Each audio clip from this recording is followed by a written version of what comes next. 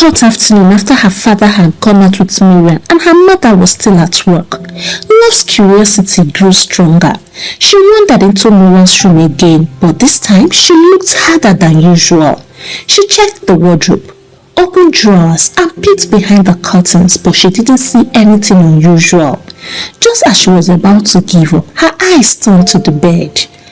Maybe something is under there, she thought, as nobody allowed her to bend down and crawl underneath, and that was when she saw it. A small calabash, decorated with cowries and dark markings, that was carefully hidden under the bed. It looked harmless on the outside, but the moment Love's eyes fell on it, a cold shiver ran through her whole body. Her skin tightened with goosebumps. She felt as though invisible eyes were staring back at her from inside the calabash. Fear gripped her tiny heart as she quickly crawled out, panting. She didn't touch it. She didn't even want to stay in the room a second longer. She ran straight to her own room, locked the door and hugged her teddy bear tightly. Even in her young age, she knew that calabash was evil and maybe responsible for her daddy's strange acts.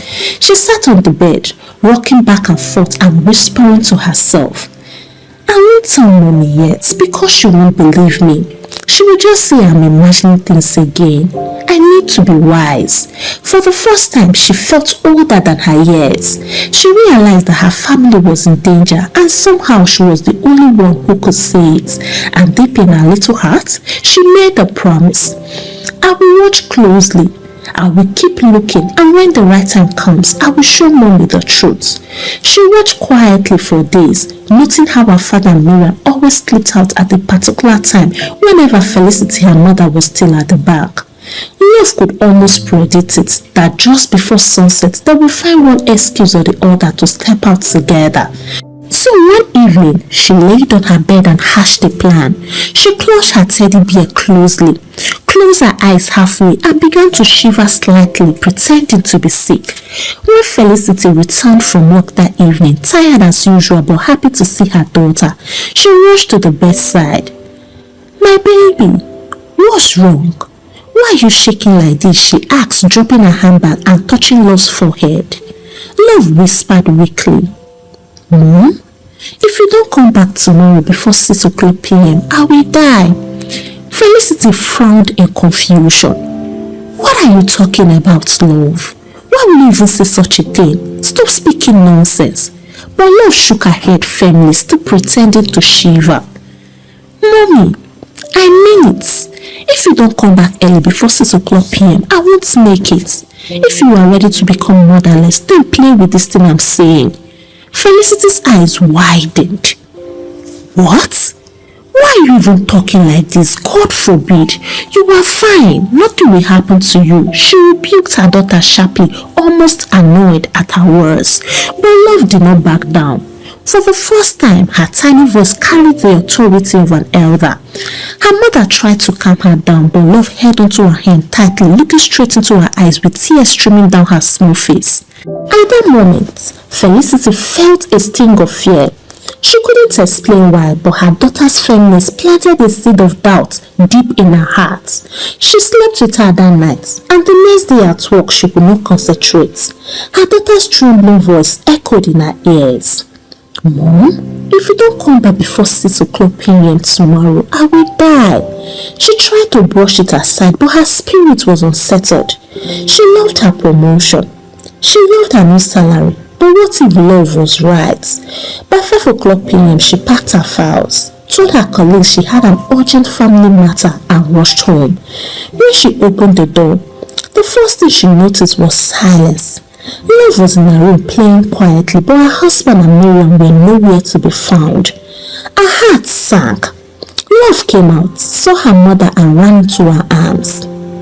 "Mom, you came back before the time." Felicity hugged her daughter tightly with tears streaming down her face. For the first time, the words of her little girl made sense. She kissed her forehead and whispered, "I am sorry, my baby. I should have listened to you earlier." Still holding her mother's hand, Love said, "Come, Mom, let me show you something." She led Felicity into Miriam's room, bent down and pointed under the bed. Felicity knelt and pulled out the small calabash decorated with cowries and dark marks. The sight of it alone sent shivers through her whole body. Her hand shook as she dropped it back on the floor. Jesus Christ, she gasped. Her mind immediately flashed back to Love's constant complaints. Did you pray before bringing her? My spirit doesn't like her. It all made sense now. Then suddenly she remembered the CCTV cameras she had installed months ago. She rushed to her laptop, opened it and began to check. What she saw made her blood boil. She saw Miriam deliberately walking around the house in short and anyhow clothes. She saw Miriam bending suggestively while serving meals to her husband. She saw her sneaking smiles and glances at Adrian, and she also saw how Adrian in the beginning resisted her boldly and asked her to change her clothes. But then a shocking shift began after the calabash appeared under the bed. Adrian's behavior changed completely. No more resistance and no more boundaries. He became a man under command. The footage captured moments of him sneaking into Miriam's room late at night, always when she was snoring deeply from exhaustion. Felicity covered her mouth, trembling. Anger, betrayal and grief swept over her all at once. She looked at her daughter who stood quietly beside her holding her teddy bear. Love's eyes were sad but steady. Mommy, I told you, didn't I? Felicity hugged her, sobbing. Thank you, my daughter. Thank you for seeing what I could not see, and thank you for saving this home. Wiping her tears, Felicity stood up firmly. She felt the strength of Samson rising inside her. This battle is no longer about promotions or salaries, she said quietly to herself. This is about my family, my marriage and my destiny. She walked into Miriam's room, looked at the calabash again and clenched her fist. No more blindness and no more carelessness. This time I am ready for action. She stared at the calabash again, and every time her eyes met the dark markings on the body, her anger boiled hotter. She remembered the footage, the ungodly attempts, the night her husband sneaked away, and the tears her daughter had shed. Without thinking twice, she grabbed the calabash and smashed it against the ground. Pieces of cowries and black powder scattered across the floor. At that very moment, far from the house where Adrian was sitting with Miriam, something broke inside him. His eyes suddenly cleared as if a heavy fog had been lifted. He blinked, looked at Miriam sitting close to him and felt disgust wash over him. What am I doing here? He shouted, standing up abruptly. What am I doing with you? Miriam stretched her hand. Adrian? Eh? So you even address me by my first name now? He backed. He stormed out immediately and drove home alone, with his heart pounding and shame burning through him. When he got to the house, he found Felicity waiting in the living room. Immediately, he dropped to his knees. Felicity, I am sorry. I don't know what came over me, I swear. I was not myself. It was as if my mind was trapped. Please forgive me. Tears filled Felicity's eyes. For a moment, she just looked at him, then glanced at her daughter who stood quietly beside them. She sighed and then whispered, It was the calabash, Adrian, and I have broken it. Love saw it first. She had been warning us all the time. Adrian covered his face in shame. Oh God, what have I done to this family? Felicity touched his shoulder gently. Thank God for our daughter. Now we must be wise, but first you have to go to the hospital to do a general checkup. Adrian agreed, and not long after Miriam returned. She froze when she saw her madam. Her lips trembled, but before she could speak, Felicity stood up. Pack your things. And don't forget to pack your calabash, because whatever evil you brought into this house must return to you. Miriam's eyes widened. She wanted to argue, but the fire in Felicity's eyes silenced her. Slowly, she walked into her room and they followed her. As she was picking up the broken pieces with her trembling hands, she suddenly blurted out, "Madam, I am pregnant." The words dropped like a bomb. Felicity gasped. Adrian staggered back and love clutched her teddy bear tighter. More like before, Felicity was no longer the worried, distracted woman who let things slide. This time, she was firm. She folded her arms, looked Miriam straight in the eye and said in a calm but commanding voice, "Pack your things and leave this house tonight. If truly you were pregnant, then after delivery we will do a DNA test. Until then, don't you dare call this family again." Miriam stammered, "But madam." "No buts," Felicity cut her off. "You brought evil into this house, but God exposed you through my daughter. Whatever seed you are carrying, if it's my husband's, the truth will show. If not, then may your lies follow you forever, but you will not stay under this roof another night." Miriam packed everything as she walked out quietly with her head bowed in shame. That night, Adrian and Felicity sat together in the living room with love between them. For the first time in months, they prayed. Not the rushed plus Jesus minus Satan kind of prayer, but with a deep heartfelt cry to God. Adrian wept openly. "Lord, thank you for exposing this darkness. Thank you for our daughter, and please forgive me for opening the door to the enemy." Felicity held love tightly and prayed too. "Father, from today, help us never to ignore the voice of our child again. Help us to guide our home in prayer and help us never to be careless with our spiritual life." From that day, before Adrian left for work, before Felicity went to the bank, and before Love went to school, they gathered to read a psalm, sing and pray together.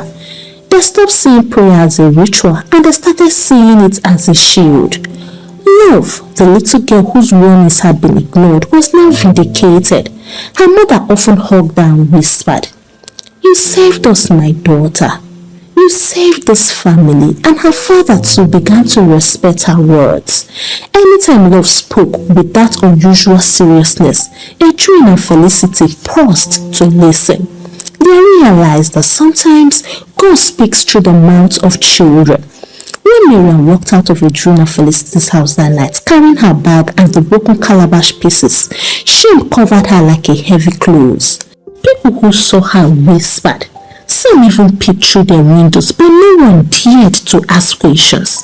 She kept her face straight, but inside her heart boiled like fire. "See the way she humiliated me," she muttered to herself, "after everything I did for her and her family. After all my months in the house, she threw me out like a thief." She spat on the ground and clenched her fist. "Well, no problem. At the right time, they will crawl and I will make them beg. This my child will become my weapon. Adrian and Felicity will never know peace. They will move from grace to grass." As days turned into weeks, Miriam began to plan her moves carefully.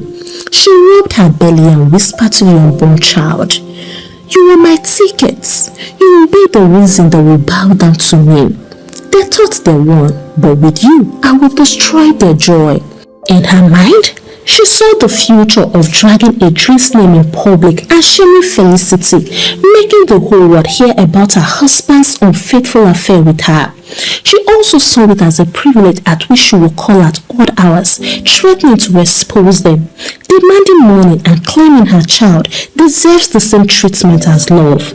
And finally, she also saw showing up at the gates with a baby, screaming until neighbors gathered, painting herself as the poor victim and them as the wicked rich family.